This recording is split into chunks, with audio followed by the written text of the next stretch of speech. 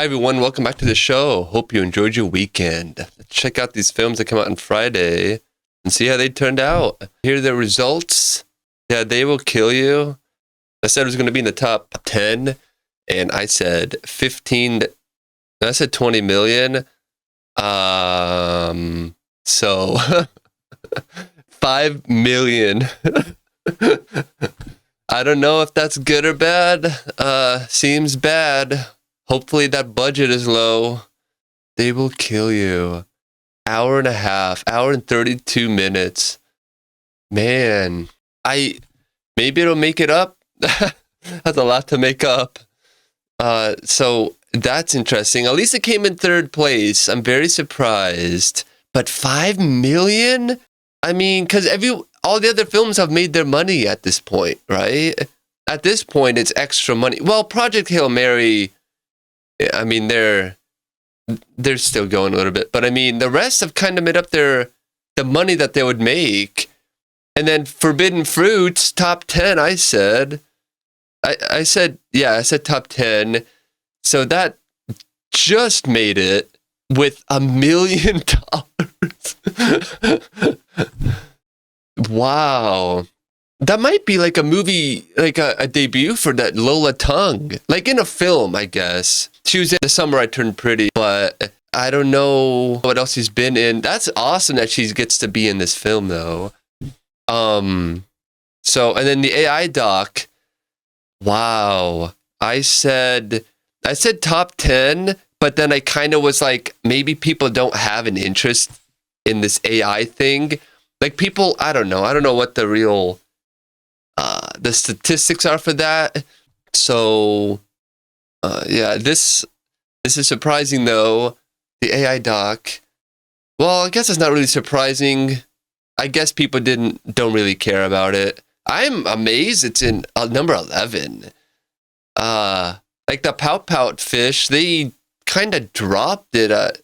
It seems like they didn't even want to promote it. And then it was here slightly. I saw it after. Now I think, yeah, it seems like now they've gotten rid of it. Wow. What else? Yeah, so this is pretty interesting. The AI doc. People kind of had an interest, but not really. I mean, it's on the leaderboard. So that is pretty wild. All right, well, and now we can check out some new reviews for them. We'll start with They Will Kill You and see if there's any new reviews for it. Okay, first one is 7 out of 10. They stab it with their steely knives, but they just can't kill the beast. That's a reference. It says, despite having seen the trailer for They Will Kill You a couple of times, I appreciated that many of the film's secrets and even its tone were largely kept secret, and so became a nice surprise to me at this viewing. They seem to show a lot of it in the trailer, which I was saying, I don't know if we needed to see all of it. If it's stunts and stylized action, whatever, maybe keep those. It's an hour and a half. So maybe they didn't show all of them, but maybe they did. I saw a lot of kills that look like they're probably all the ones from the movie. They should have shown, I was saying, they should have faded in and faded out. So you don't get the full scene. They give you a hint of what a stunt will look like. This doesn't seem too correct. Let's see. 10 years after abandoning her to an abusive father, Asia tracks her sister Maria to an exclusive New York high-rise, which she infiltrates posing as a new maid. Unfortunately for her, the residents of the building have a pact with the devil, and Asia has taken the place of the woman who was due to be their next sacrifice. Unfortunately for the residents, Asia has been fighting for her life and for decades, and the motivation to find out what happened to her sister would drive her to impossible lengths. Well, that's good. Like in Ballerina, they tell her, hey, you're short, you're small, whatever, and you're probably going to lose a lot of the fights, so use that to your advantage or something. And she does. She gets thrown around a lot. So that's good that they find out a reason, like, all of a sudden this girl could fight. Well, yeah, guess what? That's her thing. she's been, or they show in the trailer, she went to jail or whatever. So she has a background of being forced to fight, therefore learning to fight. So that's a good way to give her the reason of like that she could do this. So a second film within weeks about rich people sacrificing the poor to the devil. The other one didn't do that. The Glenn Powell one, How to Make a Killing. I actually think that in some ways this works better than Ready or Not 2. It's more fun, even if it doesn't have the polish. I love that the film's grindhouse-style gore and more overt horror was kept out of the trailer. Oh, really? So there's even worse ones. Oh, because they show a guy getting split in half and whatever the other ones are. So there is worse? Wow, okay. It's probably good looking, you know what I mean? Like over the top good looking though. I love to be surprised by a movie doing something that I don't quite expect, though I do suspect the reason for keeping it out of the marketing was rather more cynically to try and trick a more general audience into seeing the film. I mean that the ones in the trailer are pretty brutal anyways, so if it's like the level of The Boys, which is extremely brutal, might be the most brutal, I don't know, then that's, you know, something else. If you're in doubt, blood flies, heads are lopped off, and people are cleaved in half with flaming axes, and if you know if that appeals to you. Wow, yeah, I mean, it looks awesome. It looked really cool. Sassy Beats is great, she always is and everything, but there's a layer of physicality to this one beyond even what she showed in Bullet Train. Patricia Arquette's accent is a little wayward, but she's a compelling character, and whilst a lot of the rest of the characters are nameless fodder, the lead murderers, played by Tom Felton, Heather Graham, and Willie Ludick, are also good value. It's maybe a bit too relentless for its own good, and I'm sure that the style of the film would turn off more people than it attracts. But I thought it was fun and we'll look to see what Sokolov and Litvak produce next. Perhaps they should have had like Robert Rodriguez and Tarantino comment on it or something. I think I said that. If it's going for that more grindhouse look, don't you think maybe you could even call Rodriguez and be like, hey, can you help us produce this? Or can we send you a copy of the movie, and can you write a nice quote that we can put in the trailer or something, or repost it to your page? Because if it's more like that, then it's not, I don't know, like if, I don't know, like the violence thing can be too, you know, not mainstream, you know what I mean? And like, in terms of like, you know, like it's like adult versus not adult, I guess. And perhaps like if this is its own style of violence, that's for a different type of violence. Like the grindhouse, you know what I mean? Like more, I don't know how to say it. Yeah, stylized, I guess. More over the top, like in the way, like if you're super into film, you're like, wow, how did they make that prop? For example, like how they did with John Carpenter's The Thing, you know, where the props are real, like real animatronics, things like that. If that is like an angle that they're going for, then it's more for like the filmmaker thing, you know, like elaborate sets or its sequences and then props, you know, squibs, no CG blood. You know, like mechanisms, you know, like whatever, like, you know, the props technically, like how, you know, all that stuff. But I mean, it seems like they're going for that. Like, so perhaps, yeah, they just needed to market it differently. Maybe they needed to show, I don't know why they don't do things like send a copy to certain people. Like, there's got to be a lot of, you know, up and coming filmmakers who will, maybe they love Robert Rodriguez and love that kind of low budget style or whatever, with real props and stuff. I don't know, you know what I mean? Like that, like, or stunts, you know, and But maybe that's what this movie is missing, just marketing it better, because, yeah, that's a different style. Even like the John Wick people would love it. The John Wick audience. I love John Wick, so I would be looking at this like how they did the stunt. Like, wow, are those squibs? How did they make the dummy, whatever? Like, that's fascinating. For the guy who gets split in half, that must be a dummy, and it, like, to me, that's kind of elaborate and fun. And the next one is 5 out of 10. I wanted to enjoy this, but I didn't. Spoiler, 6 out of 10 release, too close to Ready or Not 2 and suffers because of it. Wow. Oh yeah, she did play no, she played Geostorm.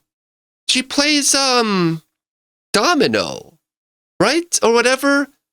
She's lucky, right? Everything's timed perfectly. That was hilarious. Her character's hilarious. Luck is not a superpower, whatever. But it's very cinematic or whatever. That's so funny. Let's see. This one might be a good one. I just got out of They Will Kill You. I've been following Zazie Beetz since Geostorm. That makes me think this is a fake review. Geostorm? Was that? I thought it was Domino. Maybe I'm wrong. I thought it was Domino, though.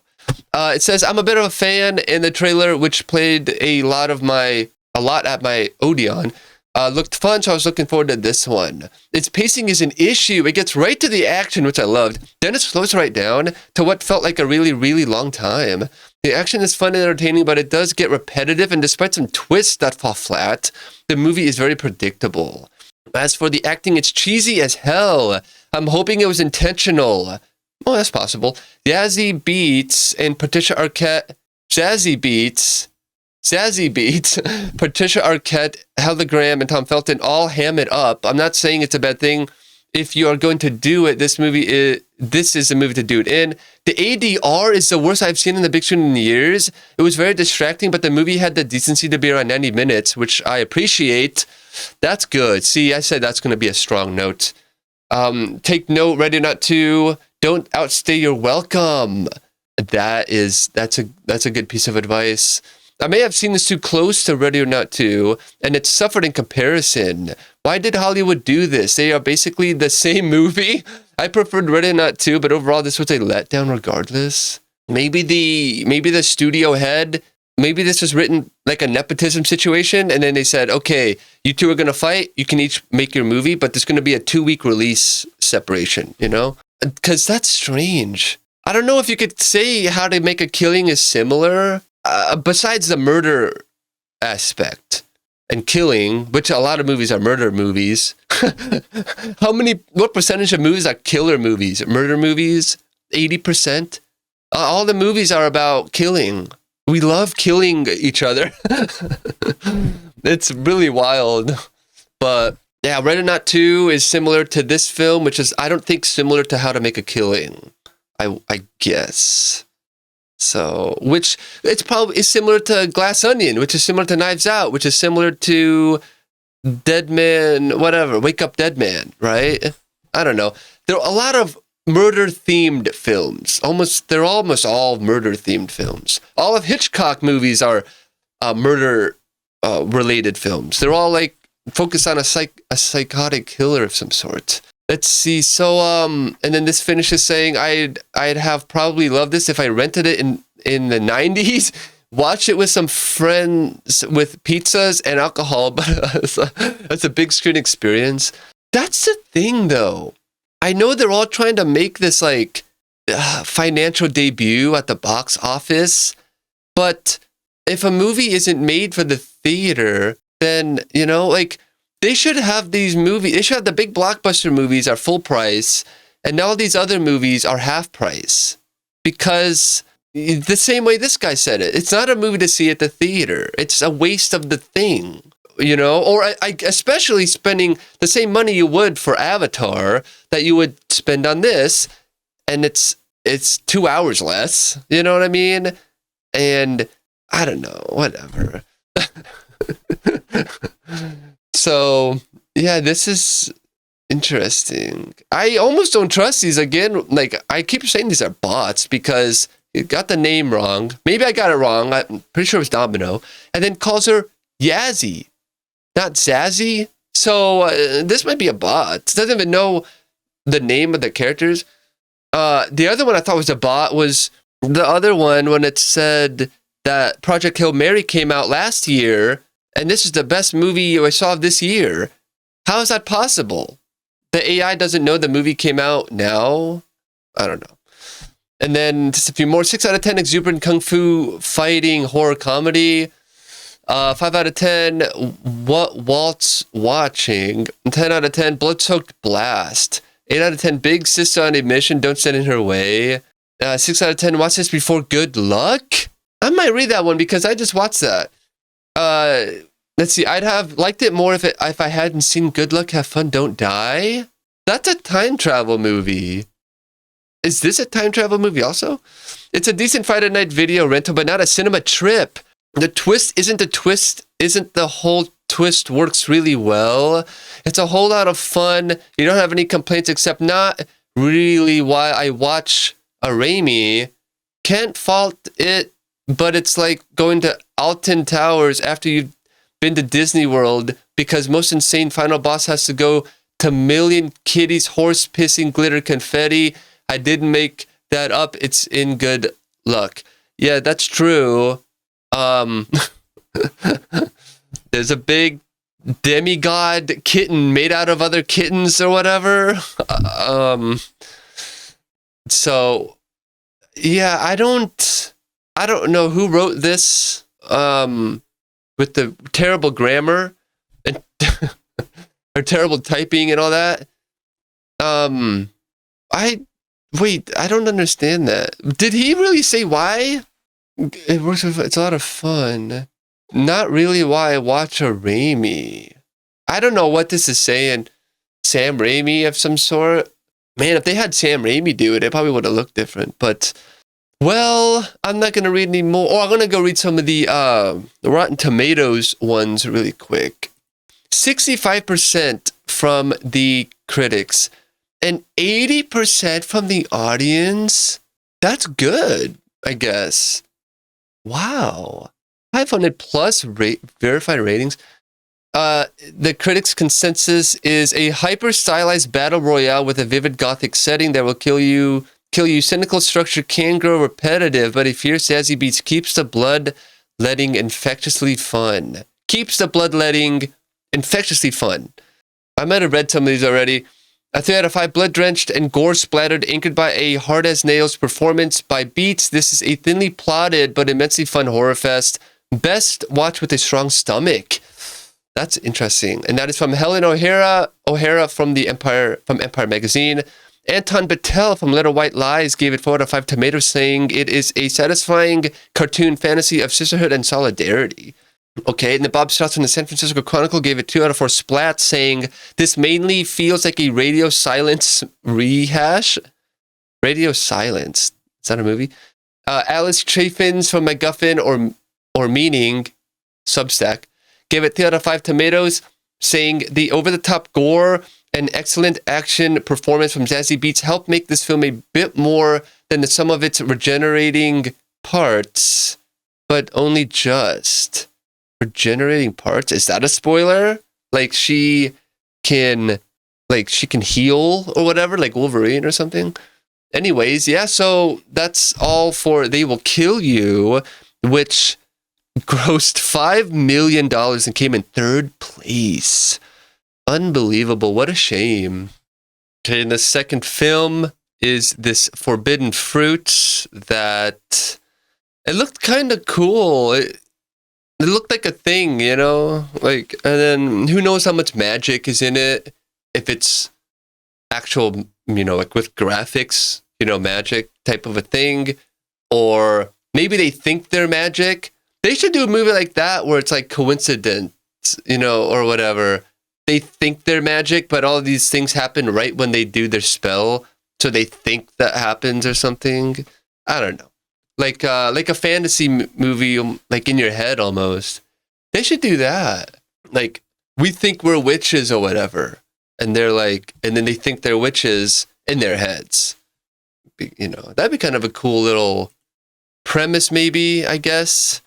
So this has 14 reviews. It made 1 million and came in 10th place, actually, which I can't...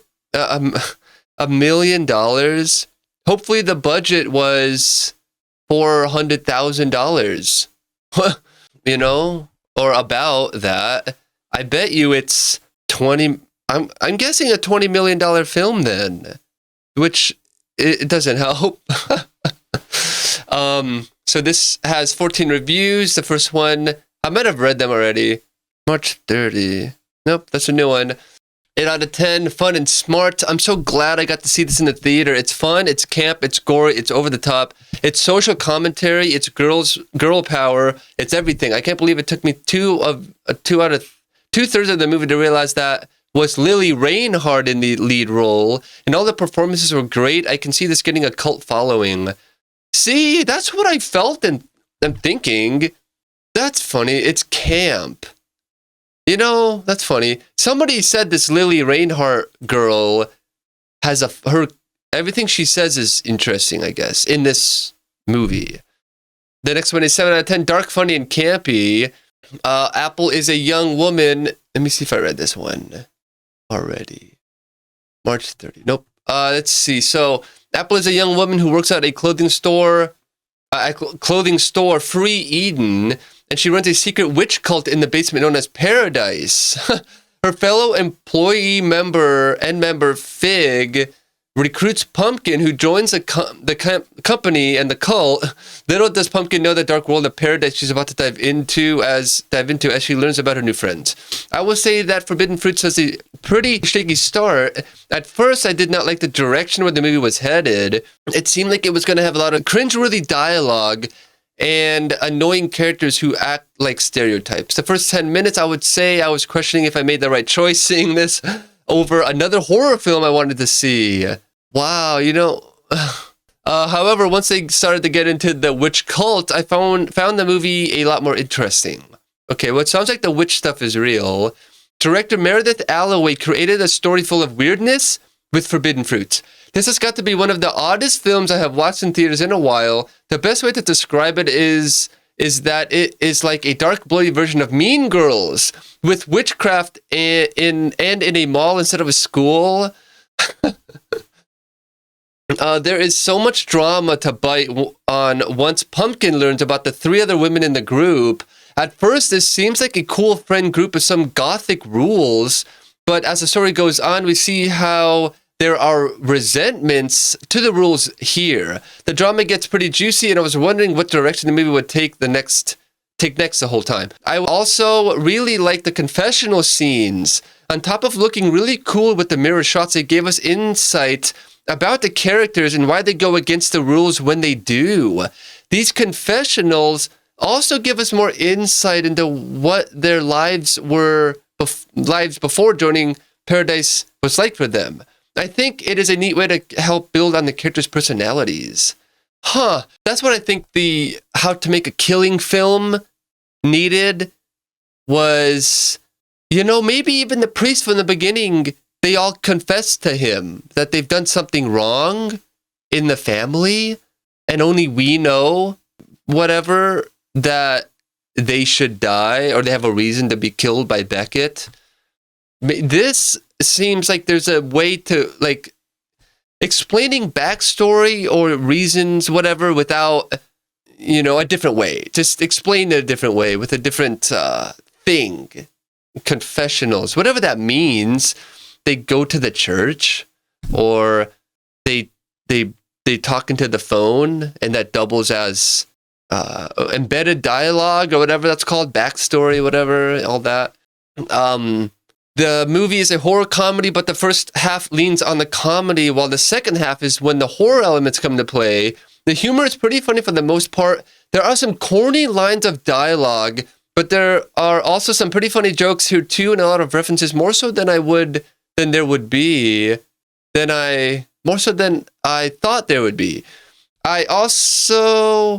It also has one of the funniest needle drops I have heard in a long time. I was in tears during that scene. That's funny. I wonder what it is.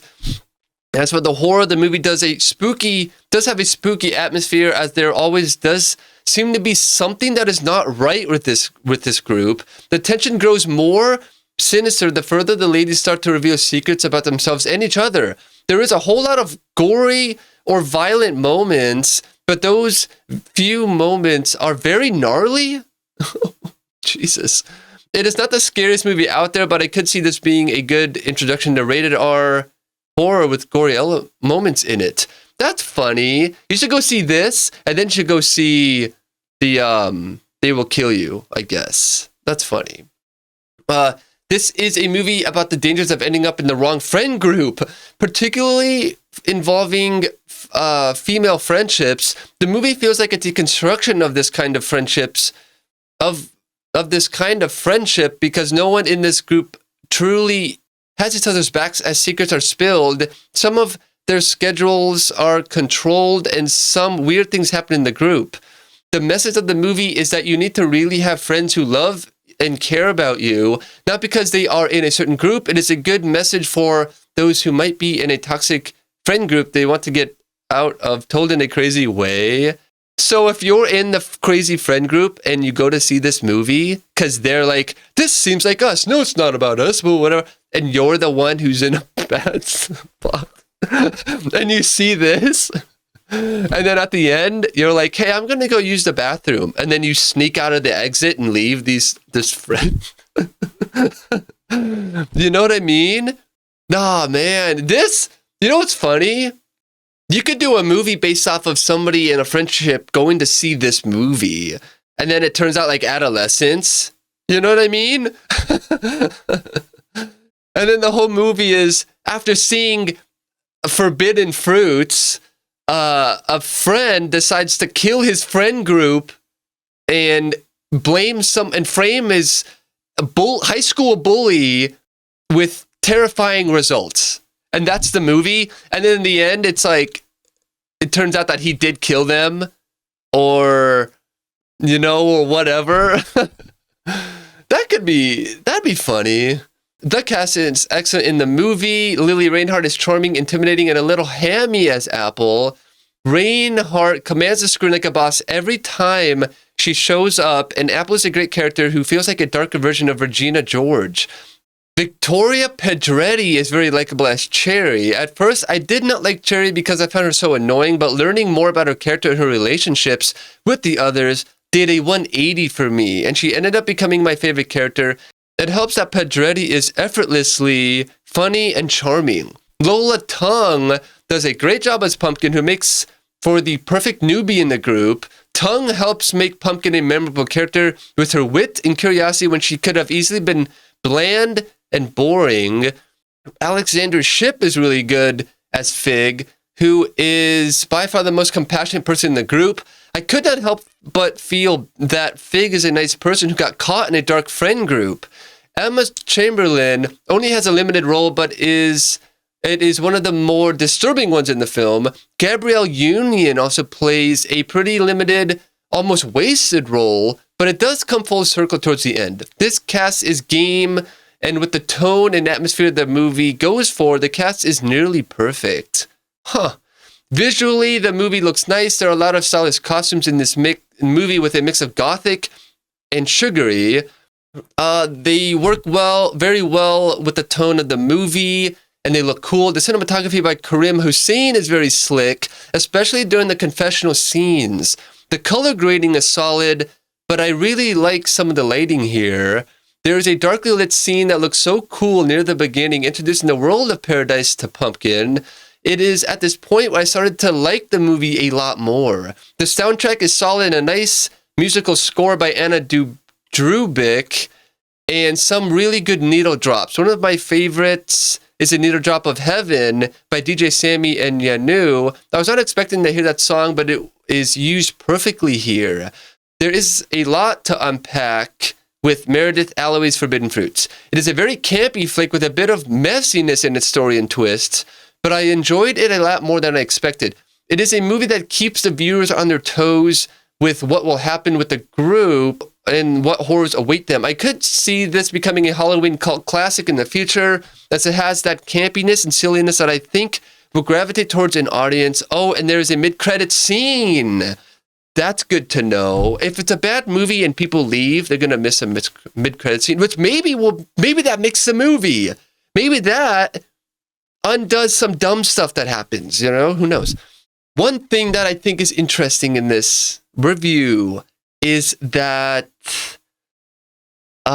if it says here that I could see this becoming a Halloween cult classic. Now, I kept saying, why are they releasing these movies right now?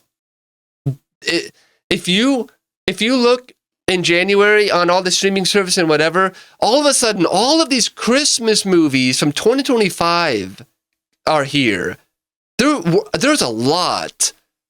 Like Silent Night, Oh Silent Night, Silent Night, Deadly Night, A Christmas Massacre, A Christmas Heist, A Christmas Story, A Christmas Legend, why? They didn't release, at least they were released around the same time. But if they're making all of these scary Halloween-like films, why aren't they releasing them in Halloween? I don't understand that. They would have had, Halloween would have been packed with Halloween films, right? But they're releasing them now and last month. But what I'm thinking of right now, perhaps the reason is to put these movies out so in October, they're streamed a lot. You know what I mean? Like there'll be a lot of Halloween films to choose from. Not sure if that's their method, but that's what it seems like. Anyways, 7 out of 10. This movie is Mean Girls, but on acid. Really? 6 out of 10 campy and turbulent. 1 out of 10 everything wrong in cinema in one movie. Wow, I'll read this one. It says, again, critics are pushing crap, but why?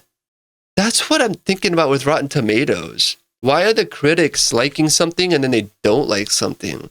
They must work for the system, which isn't honest. You need the audience's comments. They're the ones with the actual opinion of seeing, like they're consuming it. The artists want us to consume stuff, but in the end, we choose what to consume. And I don't think critics helping, the critics can help a little. They're not going to make the final decision. This movie is exactly what's wrong with cinema. Apparently, studios have forgotten to develop characters and heroes. That's true. This movie proves how bad directors are getting jobs which will create a cataclysmic end of cinema. That's one part of this AI thing, is that all consumers now can make what we would consume, which would, I guess, lead to a cataclysmic end of cinema. A bigger problem is how you will read magazines praising this crap, and while it fails, will blame everyone except the actors, directors, and studios. I agree. That's very true. I think even with How to Make a Killing, the critics like it and the audience hates it. Why? The critics aren't going to sway anyone. Like slightly, but technically not, Here are some of the Rotten Tomatoes reviews for this Forbidden Fruits. 79% from the critics and 69% from the audience. That is so weird. Critics' consensus says charmingly goofy and packed with incisive insights into the relatable ups and downs of any friend group. Forbidden Fruits is a campy coven worth hanging out with for its concise runtime. That's funny. Katie Wright from Inverse gave it a tomato, saying, smartly cast with an ensemble of up-and-coming young actors who deliver the bitchy comedic dialogue like they wrote it themselves. Forbidden Fruits is very much of our current moment. That sounds true and possible. Randy Myers from San Jose Mercury News gave it 3 out of 4 tomatoes, saying it's campy, full of laughs and some gore, and even sounds a chord about breaking free, or at least trying to, of female friendships and cliques. Okay, and audience people gave it 4.5 Oh wait, 3.5. Many movie vibes in one. Fun start and middle. 1, 2, 3, 4.5. Strange but funny. Not what I expected, but Victoria Pedretti and Lily Reinhardt's performances were riveting. Okay, well that's good. So there you go. That's everything with Forbidden Fruits. It unfortunately flopped with 1 million, but did come in 10th place. Okay, and the other film you can check out is the last film is this AI doc, which I guess people didn't really care. So, I mean, I don't know. I'm amazed that like they decided to make a movie about it. I mean, Disney backed out of their Sora deal. It turns out you need a lot of power to power this AI, yet we're all racing to AI. We don't even know how to power it yet. Like, I mean, we're cutting jobs and doing all this stuff, and then, wait, we don't have the power to run this stuff. Oh, hey, we need to hire everybody back. We messed up, you know?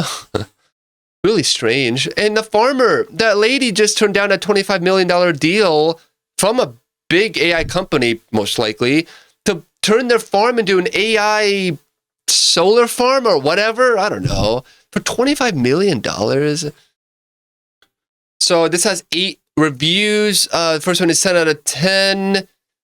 The AI conversation and intro. That's a title I think fits best, and it did a fantastic job at that. If you want a detailed documentary on AI, this one hopefully gets the conversation going enough that such a documentary will come out very soon.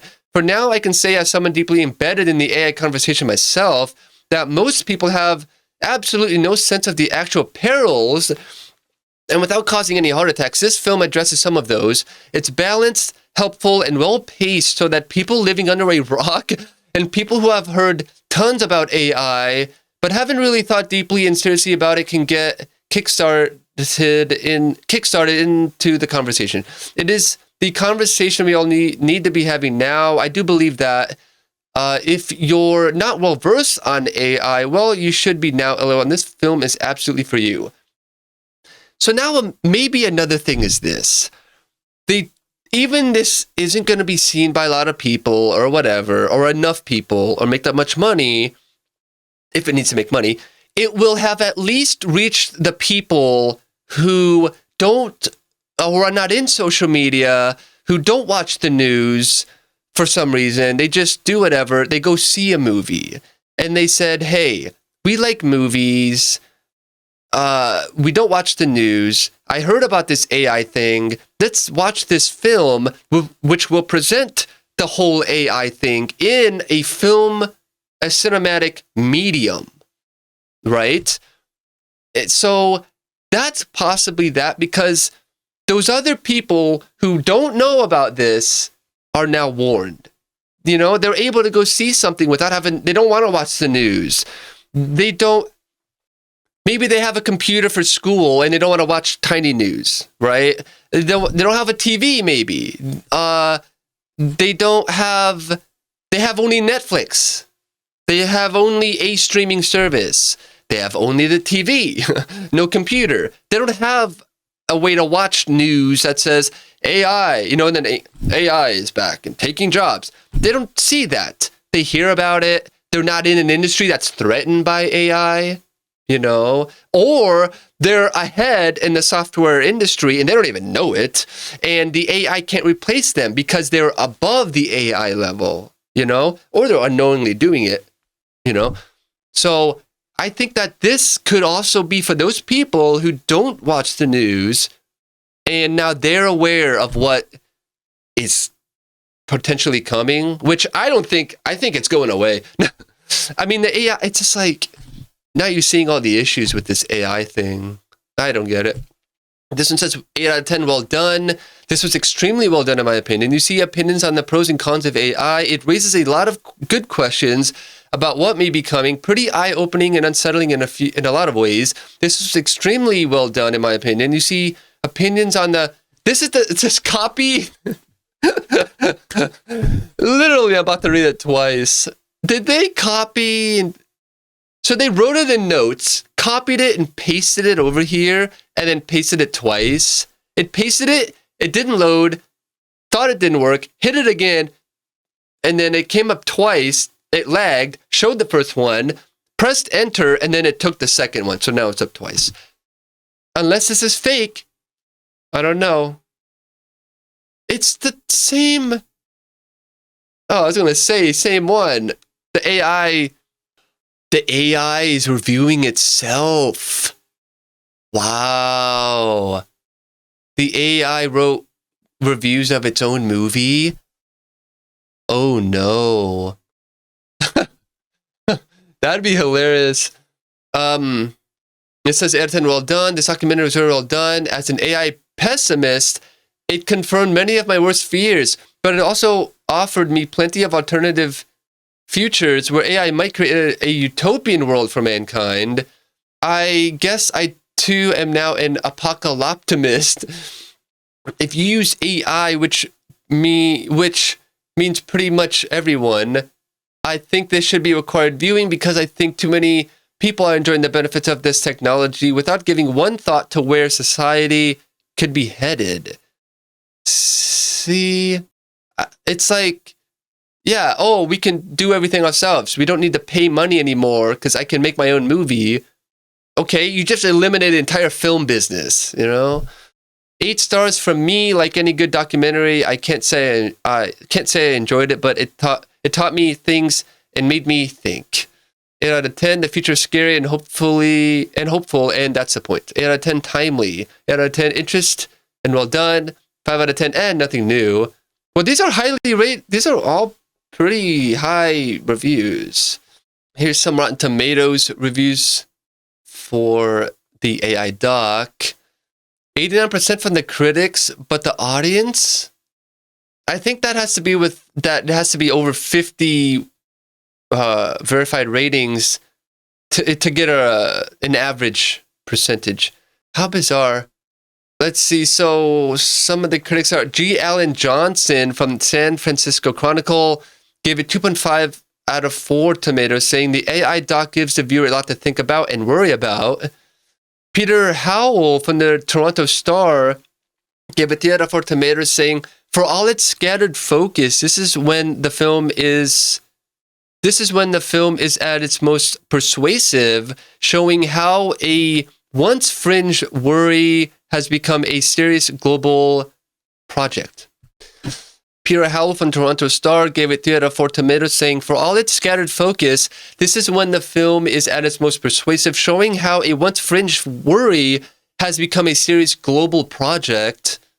Barry Hertz from Globe and Mail gave it 1 tomato, saying, even when there are contextual blind spots, such as the film's too brief look at the environmental effects of AI data centers, the information that is here is all packaged in a highly entertaining manner.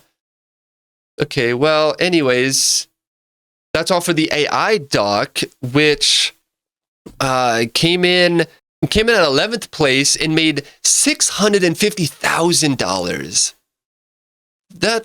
I feel like it could have made a little bit more, maybe at least $1 million, but that might be a result of just people really don't have an interest in that or not thinking about it, I think. Okay, so They Will Kill You actually flopped with $5 million and came in 3rd place. Hopefully the budget is really low because, yeah, it seemed like it would have a high budget because of the stunts. So anyway, They Will Kill You flopped with $5 million and came in 3rd place. Forbidden Fruits made $1 million and definitely flopped. If the budget is under $1 million, then it didn't, but I feel like it had to be a $15 or $20 million film. It came in 10th place. The comments are really funny because it says it looks like it could be like a cult classic, which I thought of too. It definitely looks different.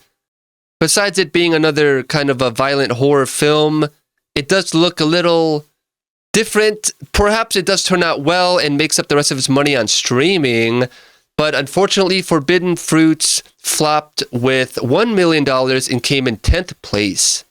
The AI doc also flopped with $650,000 and came in 11th place. It's really surprising. I feel like it should have done like 1 million, but I guess people really don't have an interest in this, or they just don't really care about it. But the AI doc flopped with $650,000 and came in 11th place. Okay, and here are the movies that are coming out on Thursday the 3rd. On Wednesday, I guess it's going to be early release of the Super Mario Galaxy movie. Wow. You know, the first one was like an hour and 40 minutes or something, which is really cool. The one thing I think I found out about this is that they released whatever the character, Star Fox or something, whatever the character was, I forgot. I don't know if I'm familiar with that one though.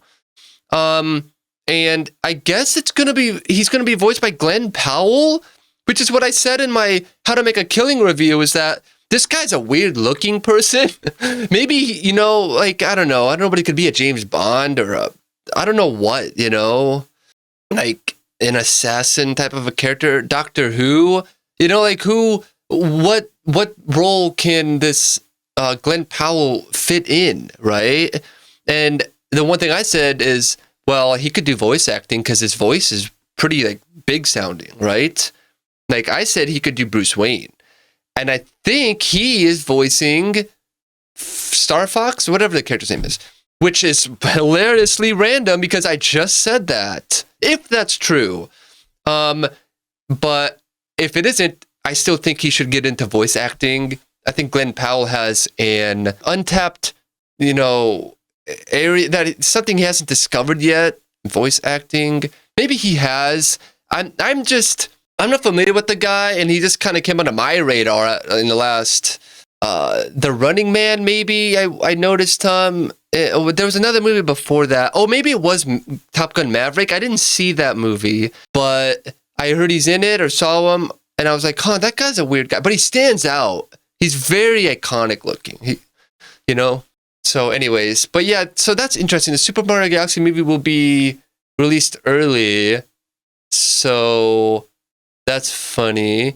And then the drama from A24, finally, this Robert Pattinson Zendaya film that I've seen a little bit of, and they have like 5 or 6 movies at the theater right now. I'm sure Pillion is out. How to Make a Killing is probably out. Marty Supreme will be out. But so they're going to have like 3 or 4 movies right now. But it's like A24 has at least 3 or 4 movies at the theaters at all the time. Okay. So anyways, yeah, we'll be checking out the Super Mario Galaxy movie, the drama, and A Great Awakening from Roadside Attractions, as well as these other limited releases. And that brings me to the end of this episode. Thank you so much for watching. I really appreciate it. Comment down below about what you thought. Are you surprised that all 3 films flopped? Which is just unfortunate. And I will see you in the next episode. Peace.